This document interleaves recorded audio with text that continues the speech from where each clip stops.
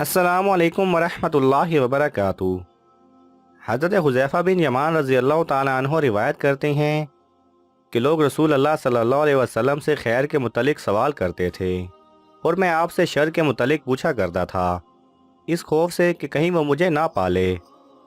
चुनाचे मैंने अर्ज़ किया कि या रसूल अल्लाह सल्लल्लाहु अलैहि वसल्लम, हम जहालियत और बुराई में थे, अल्लाह ने हमारे पास ये खैर भेजी, तो क्या इस खैर के बाद कोई शर होगा?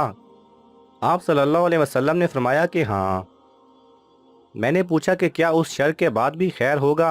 आप सल्लल्लाहु अलैहि वसल्लम ने फरमाया कि हाँ, और उसमें कुछ धुआं होगा। मैंने पूछा कि इस धुएं का क्या होगा? आप सल्लल्लाहु अलैहि वसल्लम ने फरमाया कि वो ऐसे लोग होंगे कि मेरे तरीके के खिलाफ चलेंगे। उनकी बाज़ बातें तो तुम्हें अच्छी नज़र आएंगी और बाज़ बातें बुरी नज़र आएंगी। मैंने पूछा कि क्या इस खैर के बाद भी कोई शर होगा? आप सल्लल्लाहु अलैहि वसल्लम ने फरमाया कि हाँ, कुछ लोग जहन्नुम की तरफ बुलाने वाले होंगे, जो उनकी दावत को कबूल करेगा वो उसको जहन्नुम में डाल देंगे।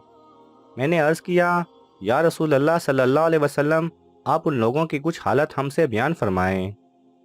आप सल्लल्लाहु अलैहि वसल्लम ने फरमाया कि वो हमारी कौम में से होंगे और हमारी ज़बान में गुफ्तगू करेंगे। मैंने अर्ज़ किया कि अगर मैं वो ज़माना पा लूँ तो आप मुझे क्या हुक्म देते हैं? फरमाया कि मुसलमानों की जमात और उनके इमाम के साथ रहो।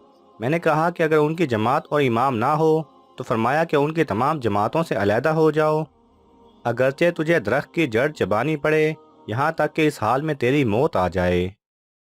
यानी कि अल्लाह के रसूल सल्लल्लाहु अलैहि वसल्लम के रास्ते पर चलने वालों के अलावा किसी दूसरे का किसी सूरत भी साथ देना या उसकी पैरवी करना हरगिज़ कबूल और जायज़ नहीं। अल्लाह सुब्हानहू व तआला हम सब को सीधे रास्ते पर चलने की तौफीक अता फरमाए। आमीन।